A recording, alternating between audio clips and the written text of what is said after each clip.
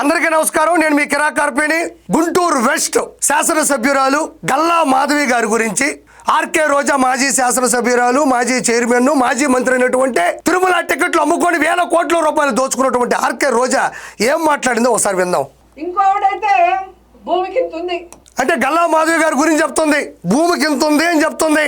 నేనేమంటున్నానంటే ఆర్కే రోజా, గల్లా మాధవి గారు అన్నం మాత్రమే తింటారు. నీ మాదిరిగా అన్నంతో పాటు అవినీతి తినరు. అవన్నీ తిన్నావు కాబట్టి ఈరోజు నువ్వు కుతమట్టంగా ఉన్నావు. కుతమట్టంగా ఆవిడ అవేం తిందో, నువ్వు దోచుకుంటావు యావత్తు తింటావు కాబట్టి ఈరోజు ఆకలేస్తే అన్నంతో పాటు అవినీతి తినడం వల్లే కుతమట్టంగా తయారయ్యావు అన్నది నేను చెప్తున్నా. సాటి మహిళా శాసనసభ్యురాలు గుంటూరు వెస్ట్ ఎమ్మెల్యే అయినటువంటి గల్లా మాధవి గారిని పట్టుకుని బాడీ షేమ్ చేస్తున్నావు. ఇంత ఉన్నావని అలా బాడీ షేమ్ చేయించా? ప్రజాస్వామ్యంలో ప్రజల ఓటుతో గెలిచినటువంటి గల్లా మాధవి గారి గురించి ఆల్రెడీ 2 సార్లు గెలిచి 3 సార్లు ఓడిపోయిన నువ్వు ఇలా మాట్లాడటం ఎంతవరకు సమంజసం నేను అడుగుతున్నా. ఇదే విధంగా పూర్వం 2019 నుంచి 2024 మధ్యన నారా లోకేష్ గారి గురించి కూడా మాట్లాడినావు. చాలా దారుణంగా నీచంగా దుర్భాషలాడినటువంటి ఘన చరిత్ర నీది. ఈరోజు ఏమైంది? స్థానికం కాకపోయినా స్థానం కోల్పోయే అవకాశం ఏమన్నా, ఆల్రెడీ ఒక్కసారి ఓడిపోయి ఉన్నా మళ్ళీ నిలబడి 91,413 ఓట్ల భారీ మెజార్టీతో గెలిచినటువంటి నారా లోకేష్ గారిని ఏమన్నా వదిలిపెట్టావా?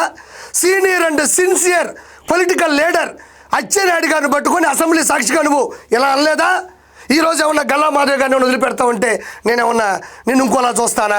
ఈరోజు గల్లా మాధవి గారి గురించి మాట్లాడటం వల్ల ఆ గల్లా ఉంది చూడు ఇంటి పేరు, ఆ గల్లా పెట్లో ఉండేటువంటి చిల్లర బతుకులు మీవి. ఈరోజు గల్లా బతుకులు మీవి. గల్లా పెట్లో ఊర్లో కిరాణా స్టోర్లో ఉంటాయి చిల్లర, ఆ బతుకులు కదా మీ చిల్లర బతుకులు. అందుకే మీరు గల్లా మాధవి గారితో పెట్టుకోబట్టే మీరు గల్లా బతుకులు అయిపోయినాయి.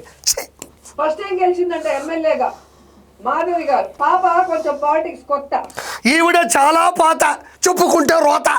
ఈవిడ మహిళా పొలిటికల్ యూనివర్సిటీలో గోల్డ్ మెడల్ కొట్టిందయ్యా. స్వామి వివేకానంద గారి సిద్ధాంతాలతో, పుచ్చలపల్లి సుందరయ్య గారి అభిప్రాయాల ఆచరణలతో, మైండ్ సెట్తో బ్లైండ్గా వెళ్ళిపోతూ ఉంటుంది ఈవిడ చెప్పే మాటలు వింటూ ఉంటే పాప కొత్త, పాప మొదటిసారి గెలిచింది కాబట్టి రోజా మాట్లాడుతూ ఉంటే ఎలా ఉంటుందని ప్రత్యేకంగా చెప్పనక్కర్లేదు. ఇక్కడ ఒకటి చూద్దాం. అందుకే ఎక్కువ ఎగురుతోంది. తమరు కదా అమ్మా బెంగళూరు బారులో తాగి చెన్నై పబ్బుల్లో ఎగరతావు చూడు, అంతకన్నా ఆవిడేమి ఎగరట్లేదుగా.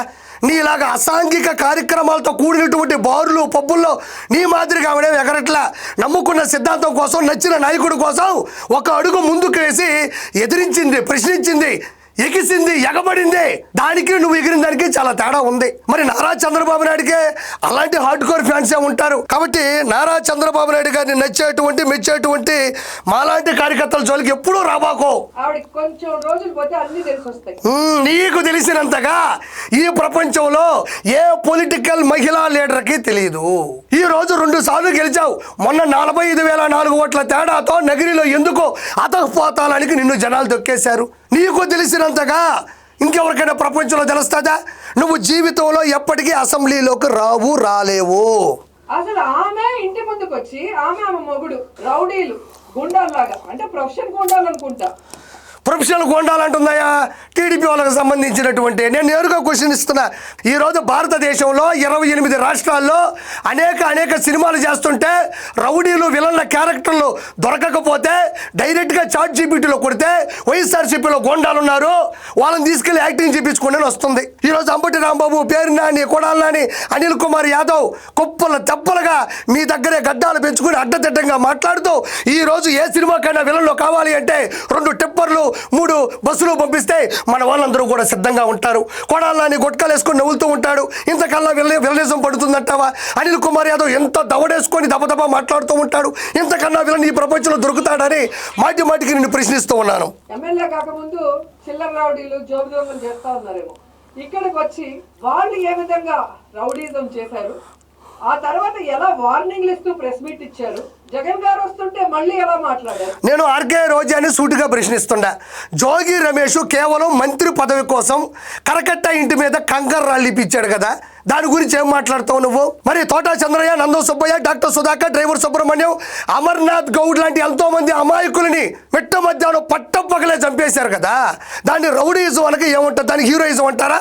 మరి చిల్లర రాజకీయాలు చేసేది, చిల్లర రౌడీల్ని ప్రోత్సహించేది, చిల్లర బతుకులు బతికేది ఎవరు అని నేను ఈరోజు ఆర్కే రోజాని మనస్ఫూర్తిగా ప్రశ్నిస్తుండా. మీకు అధికారం కావాలేమో రౌడీజం చేయడానికి, మాకు అధికారం కూడా అవసరం లేదు, జగన్ అన్న సైగ చేస్తే చాలు. మంచి మాట చెప్పింది ఆర్కే రోజా. మాకు అధికారం అవసరం లేదు, మీకు అధికారం కావాలి, మేము ఏమన్నా చెయ్యాలంటే అన్న సైగ చేస్తే చాలు అంటుంది. నిజంగా అన్న సైకిల్ దెబ్బకి మైండ్ చెడిపి ఎన్నో సైకిల్ చేస్తున్నాడు. ఆ మధ్యన కూడా నాన్నగారి విగ్రహం దగ్గరకు వెళ్ళి నాన్న నాన్న నాన్న నీ మనసు ఎంత గొప్పదో నాన్న అంటాడు. ఆ పక్క ఎవరు ఉండరు, ఇట్టిట్ అంటాడు. ఈ పక్క ఎవరు ఉండరు, ఇట్టిట్ అంటాడు. ఊరికే చూసుకుంటాడు.